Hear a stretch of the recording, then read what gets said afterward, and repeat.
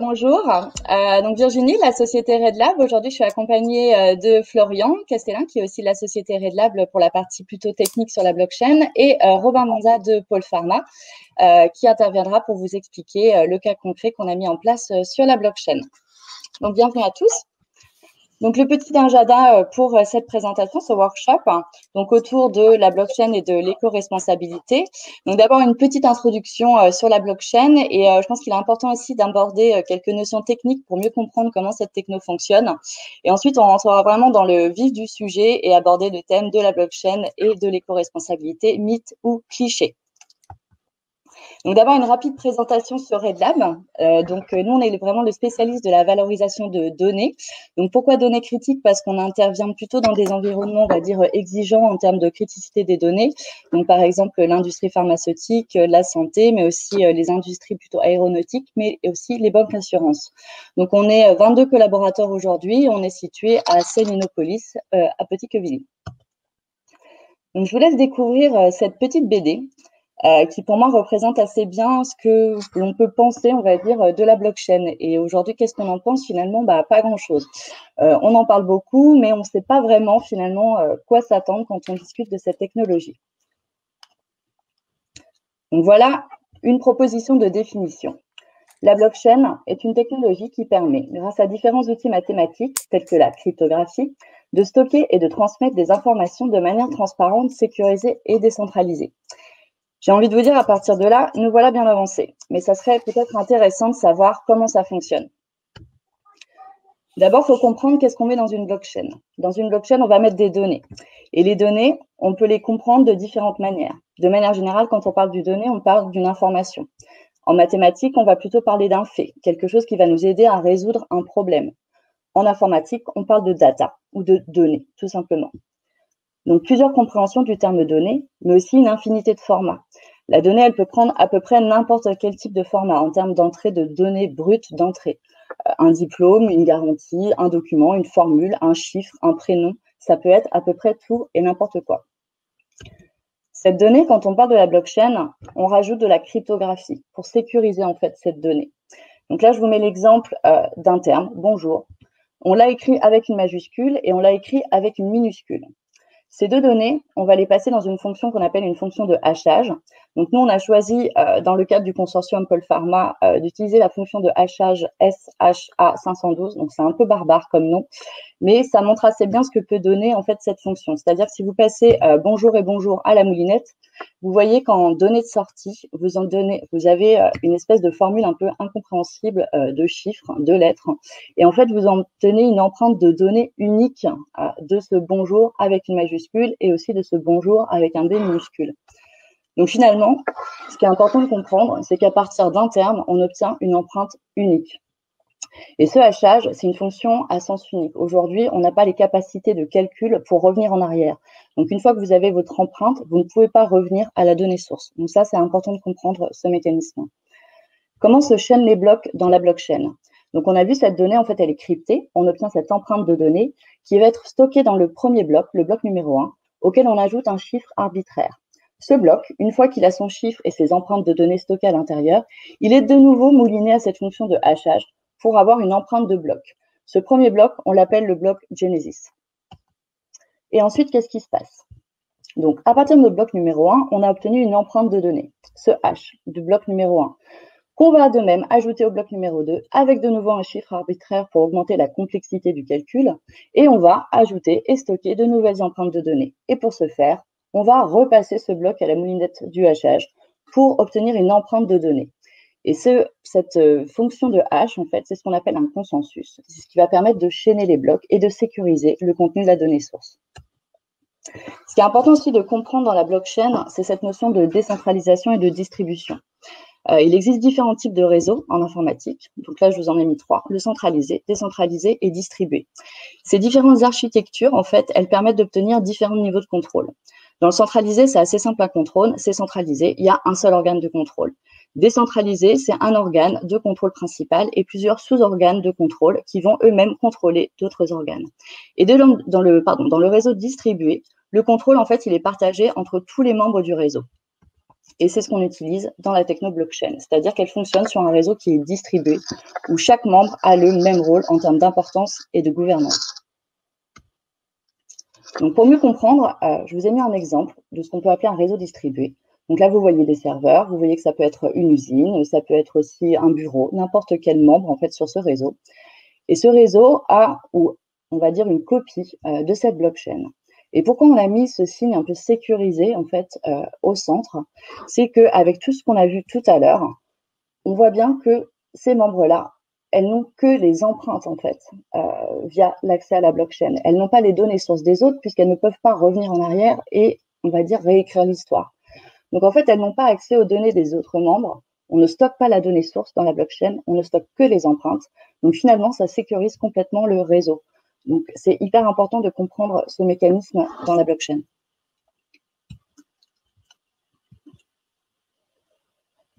Donc s'il faut retenir 3 choses sur la blockchain, c'est qu'on a vu que c'était un réseau distribué, donc un fonctionnement en peer-to-peer, sans organe de contrôle central.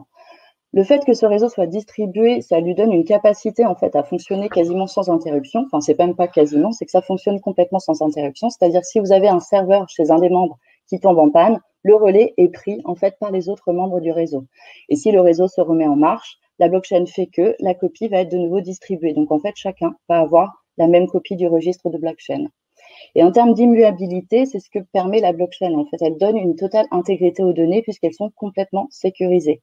Et cette sécurisation, elle est permise à la fois par le côté distribué du réseau, mais aussi par la fonction de hachage qui crypte la donnée source. Et maintenant, mythe en réalité. Qu'est-ce qu'on en pense? Maintenant qu'on sait comment la blockchain fonctionne, on va s'attaquer à un des clichés, on va dire qu'on rencontre quasiment tout le temps quand on donne une conférence ou quand on parle de blockchain, c'est que la blockchain, elle est énergétivore, elle consomme énormément d'énergie. Donc voilà le blockchain. Et voilà 2 pays, que sont l'Argentine et la Norvège. Il y a un point commun assez particulier entre la blockchain, l'Argentine et la Norvège. Donc, je ne sais pas si vous le connaissez ou si vous en avez conscience, vous l'avez peut-être lu dans des magazines ou dans des revues. Le point commun, c'est la consommation électrique. On estime à 116 TWh la consommation de la blockchain qui serait à peu près équivalente à celle d'un pays comme l'Argentine ou comme la Norvège. Donc, il faut savoir que l'Argentine et la Norvège, c'est les 30e et 28e pays consommateurs d'électricité au monde. Donc, ça donne quand même une petite idée de ce que peut consommer une blockchain. Mais ce qu'il faut savoir dans cette consommation, c'est qu'elle est due en fait au minage, aux opérations de calcul qui permettent de fabriquer des bitcoins. Et du coup, si finalement on se rapporte à la blockchain en termes généraux, ça ne concerne que les blockchains qui fabriquent des crypto-monnaies, et notamment celle du Bitcoin. Pourquoi ça consomme autant? Parce que quand vous créez un Bitcoin, donc vous faites fonctionner ce qu'on appelle l'algorithme de consensus pour chaîner les blocs et donc créer un nouveau Bitcoin. Et en fait, le calcul qui est demandé, il est énorme, ce qui fait que vous avez énormément de serveurs, que vous avez vu aussi apparaître ces dernières années des mines, en fait, des fermes de minage qui permettent de fabriquer des Bitcoins en haute quantité. Donc finalement, en conclusion, oui, le minage, c'est une opération de calcul qui est énormément énergétivore. Mais, parce qu'il y a quand même un mais dans cette histoire, c'est qu'il existe de nombreux autres moyens de faire du chaînage de blocs et donc de miner des blocs, donc de nombreux autres algorithmes de consensus. Le consensus qui est derrière le Bitcoin, c'est ce qu'on appelle le proof of work, donc la preuve de travail. Donc le travail ici, c'est le minage. Mais en fait, il y en a de nombreux autres et la plupart des applications qui sont basées sur la blockchain n'utilisent pas le mécanisme de proof of work. Et notamment des proof of authority qui, en fait, sont juste des algorithmes qui disent vous êtes autorisé à faire quelque chose sur la blockchain. Donc finalement, qu'est-ce qu'on en pense? Est-ce que c'est énergétivore? Est-ce que ça ne l'est pas? Donc oui, d'un côté, ça l'est, mais ça ne concerne que les crypto-monnaies. Et nous, on va s'intéresser à toutes les autres applications qui ne sont pas des applications basées sur la fabrication de crypto-monnaies.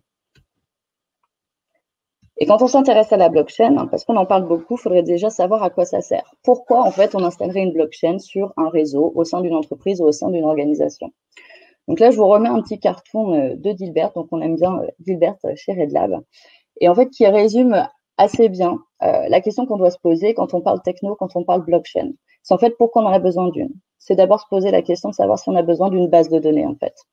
Puisque la blockchain, elle va résoudre certains problèmes qu'aujourd'hui, la base de données n'arrive pas à adresser.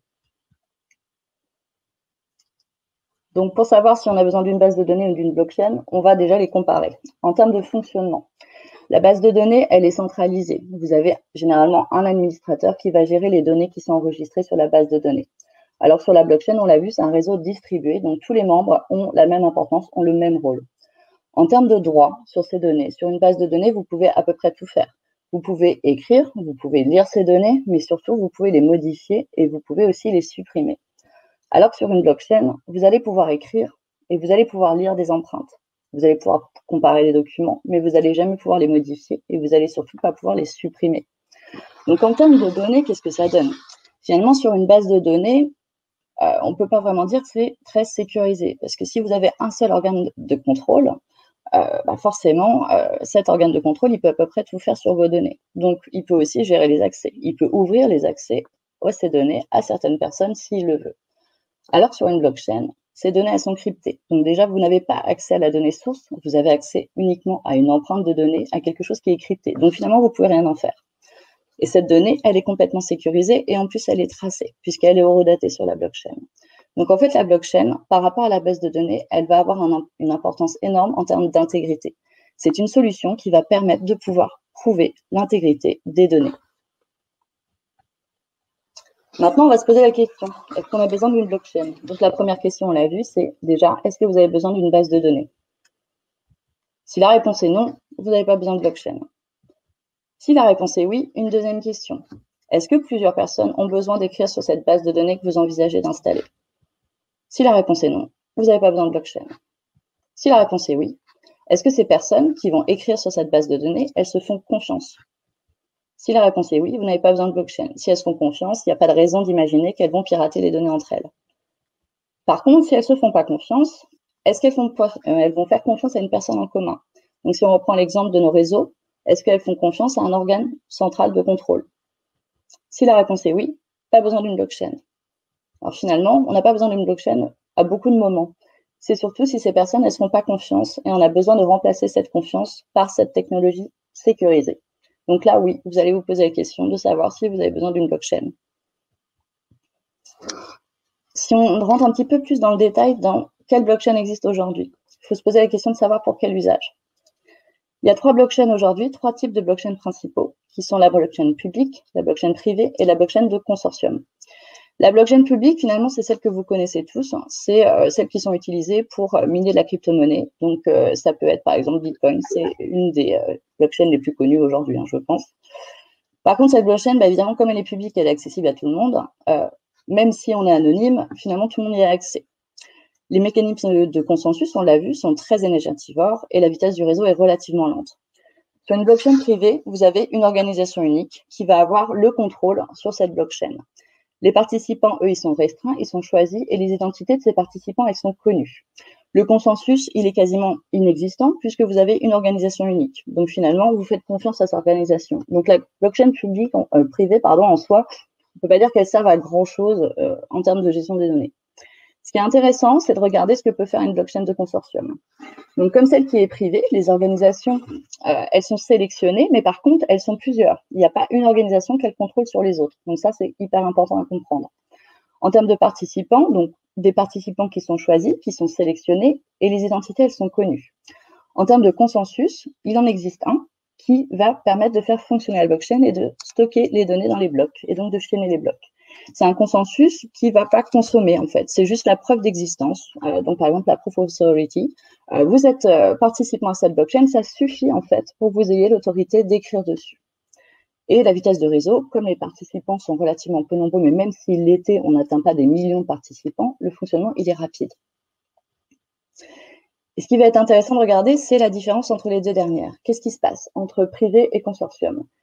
Elles ont plus ou moins, on va dire, le même type de fonctionnement, sauf que finalement, le fait que l'organisation unique contrôle la blockchain privée, elle ne va pas pouvoir apporter cette notion d'intégrité et d'immuabilité aux données.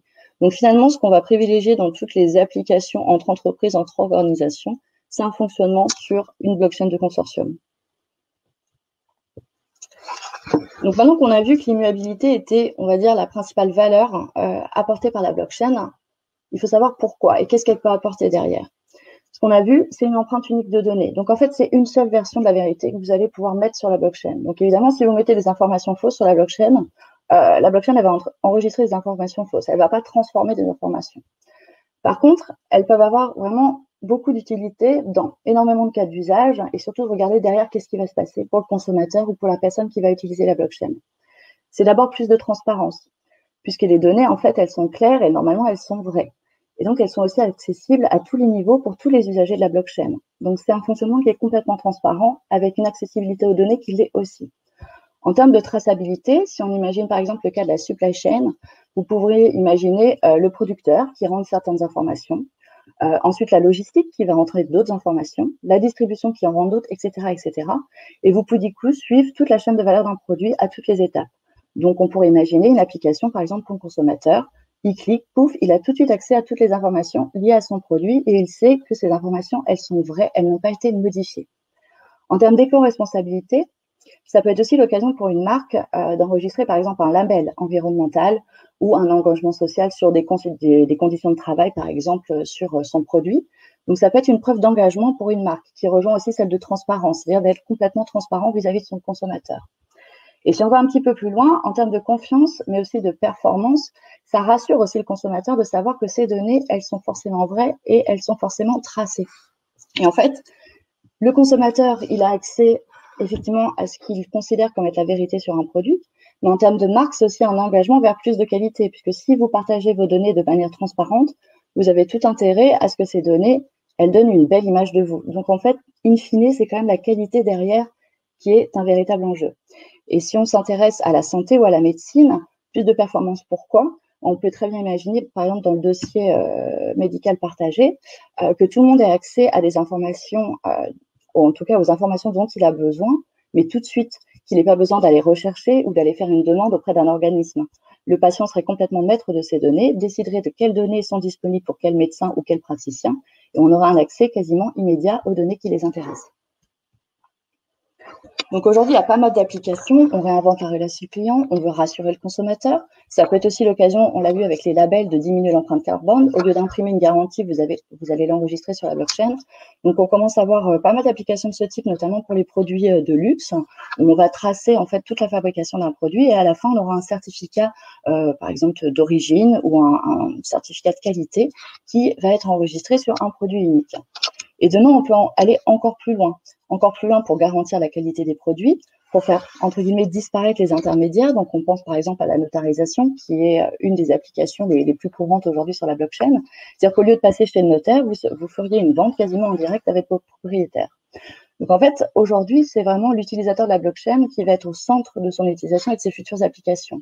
Donc, on peut imaginer de nouvelles propositions de valeur autour du consommateur. Imaginez que vous fabriquez de l'énergie chez vous avec des panneaux solaires. Vous pourriez la vendre en direct à quelqu'un d'autre, sans passer par un organisme type EDF, par exemple, pour ne pas le citer, qui va forcément prendre quelque chose sur cette énergie finalement que vous fabriquez vous, alors que là, sans intermédiaire, vous gardez toute la richesse en fait. Pour l'utilisateur, c'est aussi le contrôle des données. On peut gérer les accès, on peut gérer ce qu'on met dans la blockchain, mais surtout, dans la blockchain, c'est pas vos données qui y sont, c'est des empreintes. Donc, c'est vous qui restez maître de vos données à tous les niveaux. Donc, il y a vraiment des applications qui sont très intéressantes à envisager pour un futur assez immédiat, finalement, puisque aujourd'hui, on reparle énormément de la blockchain. Elle revient un petit peu en mouvement de hype. Donc, en conclusion, on pourrait dire que la blockchain, elle a tout à fait sa place, en fait, dans ce mouvement technologique éco-responsable, puisqu'elle peut apporter de vraies preuves d'intégrité de cet engagement éco-responsable, que ce soit en tant que citoyen, puisque vous pouvez tout à fait vous engager en tant que citoyen, mais aussi en tant qu'entreprise, de réduire votre empreinte de carbone, de vous engager sur certains labels, sur certaines garanties de produits. Donc, en termes d'éco-responsabilité, et ça, tout dépend de, on va dire, quelle définition on met derrière l'éco-responsabilité, mais la blockchain pourrait tout à fait avoir sa place. Donc, je vais laisser la parole à Robin, qui va vous présenter le projet qu'on a mis en place autour de la blockchain avec Paul Pharma comme sponsor. Robin, c'est à toi. Merci Virginie. Donc effectivement, le consortium blockchain Pôle Pharma, pour clarifier dès le début, est axé sur les données de l'industrie pharmaceutique. Vous entendez beaucoup parler de blockchain ces derniers temps, comme l'a dit Virginie. C'est quand même très lié souvent aux données de santé patient, hein, qui présentent un enjeu majeur au niveau financier, on ne se le cache pas. Nous, on est vraiment sur l'industrie pharmaceutique et c'est à cet effet que je vais vous présenter le réseau Pôle Pharma pour mieux comprendre dans quel environnement on se situe pour ce consortium blockchain. Alors, Pôle Pharma, c'est un écosystème qui est tout autour de vous, hein, que moi-même j'ai découvert en les rejoignant l'année dernière. Il est né il y a 18 ans, c'est une association. Elle est née en région centre sur la volonté des sites industriels pharmaceutiques et des politiques de région pour créer un tissu dynamique qui permette de maintenir et augmenter le niveau d'emploi dans ces régions-là. Et cette structure s'est progressivement agrandie sur 3 régions. Donc la région centre de Val-de-Loire, bien entendu, la région Normandie, la région Île-de-France. Et donc on retrouve sur ce territoire une quarantaine de sites pharmaceutiques fabricant des médicaments, les sièges ou sites exploitants, et ensuite tout l'écosystème qui va autour, à savoir les organismes de formation initiale pour tous les métiers qui s'appliquent à l'industrie pharmaceutique, les organismes aussi de formation continue, les fournisseurs de matières premières, les fournisseurs d'articles de conditionnement, de services et d'équipements. Voilà, on a tout cet écosystème riche et varié qui ne cesse de grandir. On est à 300 membres environ maintenant, ça augmente tous les mois de quelques membres. Red Lab est un des membres de notre structure. Et il y a également énormément de startups qui nous rejoignent, après à viser bien sûr le développement vers des sociétés en profitant du réseau pour pouvoir grandir et s'étendre. Et donc ce cluster-là, donc c'est un cluster d'industrie pharmaceutique, ça représente en fait le premier cluster pharmaceutique français et donc européen en termes de volume de production. C'est 53% de la production de médicaments en France. L'équivalent derrière, juste après nous, c'est la région lyonnaise avec 16% de fabrication. Donc nous, c'est 60 000 emplois. Le but, c'est toujours de rester à la pointe de l'innovation, hein. Pôle Pharma, le credo, c'est audace, fierté et coopération. On recherche une excellence de fabrication à la française, hein, de la souveraineté face à la concurrence européenne, américaine et chinoise et indienne, par exemple. Donc, on essaie de pousser tout ce microcosme vers le haut en restant à la pointe pour maintenir nos emplois, maintenir notre tissu économique industriel qui est effectivement un sujet d'actualité très prégnant ces derniers temps. Pour ma part, donc du coup, j'ai été recruté l'année dernière sur un poste qui a été créé, qui est donc responsable affaires pharmaceutiques. L'idée étant de travailler avec les pharmaciens responsables. On trouve un pharmacien responsable sur chaque site pharmaceutique. Vous savez, c'est le principe de responsabilité tout au long de la chaîne du médicament. C'est un modèle français très particulier. Les directeurs qualité qui peuvent être les pharmaciens responsables et toutes leurs équipes liées à l'assurance qualité, le contrôle qualité, le réglementaire à la compliance, avec un fil conducteur principal qui est à la fois de promouvoir la culture commune de la qualité et de standardiser les pratiques en termes de conformité et compliance à la réglementation. Donc avoir quelque chose de standardisé en se mettant tous d'accord de comment on peut fonctionner, comment on interprète les textes, etc.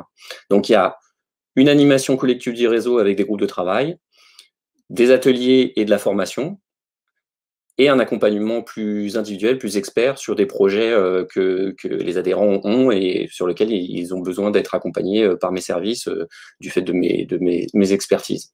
Et bien entendu, on est toujours en veille réglementaire sur le réseau pour pouvoir les accompagner et ne rien louper en termes d'actualité et qu'ils soient toujours au courant et se mettre en conformité. Donc, si on en revient sur le consortium blockchain Pôle Pharma, donc le cadre est fixé. Pourquoi la blockchain? Donc, la blockchain, en fait, si on revient un tout petit peu en arrière, ça répond à la question de l'intégrité des données, comme Virginie en a parlé. L'intégrité des données, c'est quelque chose qui était déjà abordé dans les textes réglementaires comme les bonnes pratiques de fabrication il y a plus de 10 ans. Sauf qu'à cette époque-là, on parlait d'intégrité des données sur du papier. Donc, imprimer mon dossier de l'eau, remplir mes cases, voilà, c'était plus à ce niveau-là. Sauf que la pratique évolue et comme vous le savez, maintenant, beaucoup de logiciels, beaucoup de systèmes informatisés, beaucoup de data. Donc, comment on met tout ça sous contrôle? Donc, d'une part, on s'est mis à valider les systèmes informatisés pour qu'ils répondent à un certain nombre d'exigences, intégrité des données, et aussi à former les populations à des principes comme le principe ALCOA. Je vous laisserai chercher l'acronyme, mais en gros, c'est attribuable, lisible, contemporain, original, exact, qui permettent de dire que la donnée est sécurisée. Pourquoi on en est arrivé là? parce qu'au cours de certaines inspections, notamment par la FDA en Chine, on s'est aperçu qu'il y avait des falsifications de résultats analytiques. Au laboratoire de contrôle, quand on analyse les médicaments, ça génère des données libératoires, et on s'est aperçu que soit les chiffres étaient directement modifiés, soit on passait le test sur le médicament autant de fois qu'on voulait jusqu'à ce qu'on ait le bon résultat. Donc un certain nombre de textes sont parus pour fixer des nouvelles règles en accord avec les nouvelles pratiques à partir de 2016, et ça continue. Tout le monde s'y est mis, FDA, MHRA, donc tous les organismes, les agences des différents pays, américaines, Angleterre, Europe, France, etc., même des organismes privés. Et on s'est mis un peu en ordre de marche sur les laboratoires pour répondre à ces exigences. Néanmoins, comme l'indiquait Virginie, le gros problème, c'est qu'on a l'intégrité des données d'un côté, mais qui ne répond pas complètement à cette problématique d'intégrité justement des données, d'immuabilité, de non-action. On a toujours, quand on a des systèmes avec un administrateur unique, la possibilité d'aller modifier ces données, d'aller modifier le dit trail, d'aller modifier ces traces. Donc, l'idée c'était de comprendre qu'est-ce qu'on pouvait changer pour arriver à l'étape d'après. Donc, l'idée de créer un standard. Donc, il y a eu cette idée avec 2 sociétés innovantes du réseau que sont Aptar, qui est une énorme société mondiale de fabrication d'articles de conditionnement primaire, et Aspen, laboratoire sud-africain avec le site de Notre-Dame de Bondeville à côté de Rouen, qui est un ancien site GSK Sanofi. C'est deux structures très innovantes avec lesquelles Red Lab travaillait, qui sont adhérentes de Polpharma, d'essayer d'explorer une voie alternative. Donc la voie alternative qui a été choisie, c'est la blockchain. Donc il a fallu commencer à travailler pour voir comment on pouvait prouver qu'on pouvait verrouiller tout ça et comment on pouvait consolider tout ça. L'idée, c'était bien entendu créer un standard d'excellence français, voire européen, voire mondial. C'est ça l'idée.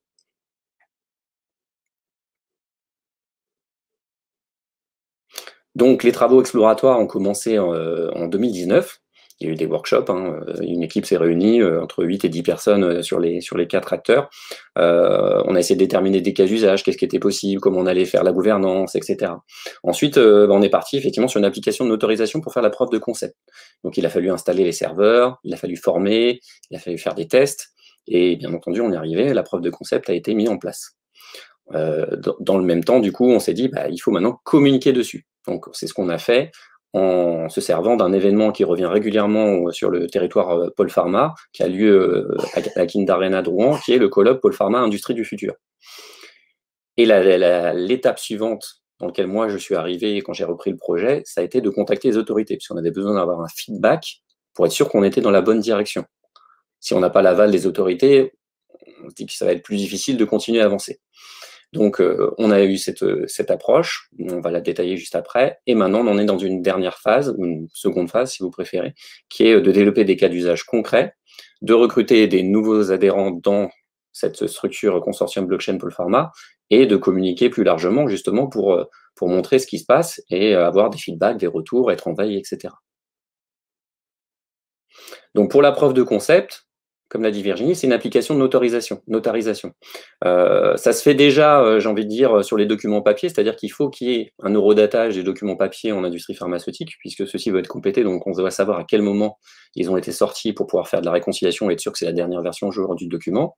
Donc là, on reste sur le même système, mais via la blockchain, pour prouver l'intégrité des données. On a un tableau de bord très simple, c'est une application, tout ce qui est plus classique qu'on peut retrouver sur nos téléphones, un support pédagogique pour se former, et puis une preuve de l'intégrité avec la création d'un certificat de notarisation où vous pouvez distinguer en petit le hachage, l'empreinte du bloc qui a été créé.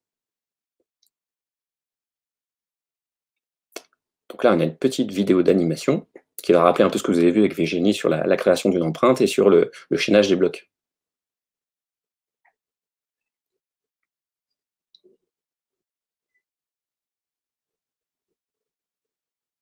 Donc, effectivement, avec l'architecture distribuée, ce qui est important de savoir par rapport à d'autres systèmes classiques, c'est qu'avec la blockchain, c'est validé par tout le monde.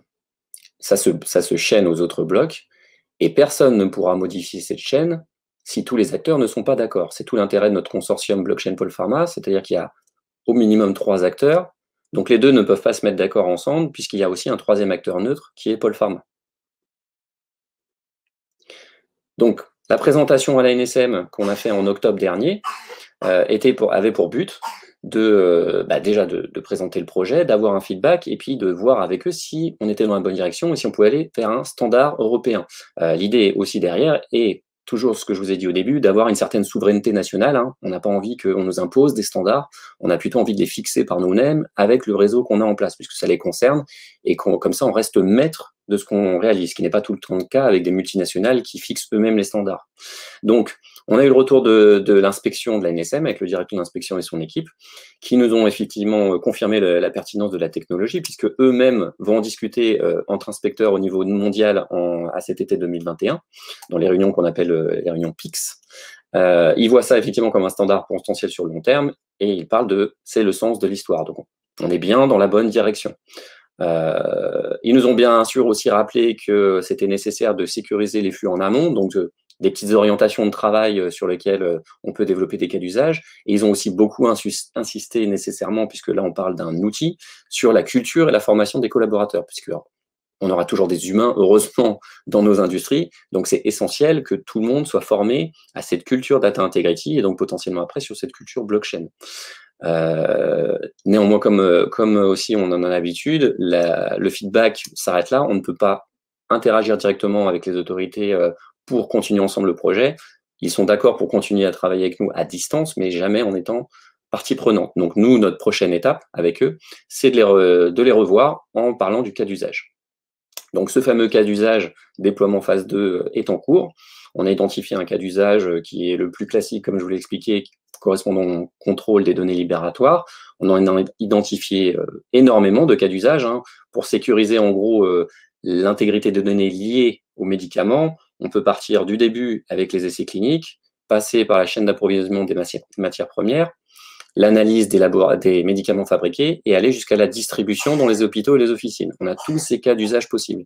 Ça nous permettra d'avoir l'intégrité des données prouvées sur toute la chaîne de fabrication du médicament du début à la fin et de pouvoir après rassurer le patient. Bien entendu, c'est toujours cet objectif et les autorités sur le fait que tout est sécure, tout est bien protégé, rien n'a été modifié. On a un médicament de qualité, de sécurité, le patient ne risque rien.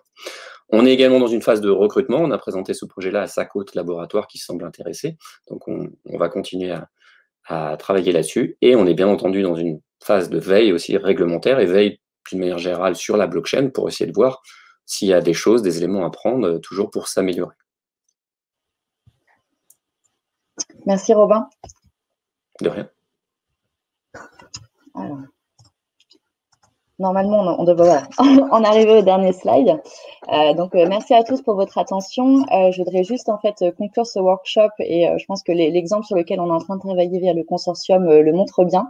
C'est qu'avant tout, la blockchain, ce n'est qu'un outil qui peut être au service de l'éco-responsabilité, mais que finalement, c'est quand même soit le patient, soit le consommateur, soit l'utilisateur que nous sommes qui reste au centre des décisions. Donc, si on ne veut pas aller vers ce mouvement éco-responsable, blockchain ou pas blockchain, finalement, c'est à nous de décider vers quelle direction on va. Je vous remercie.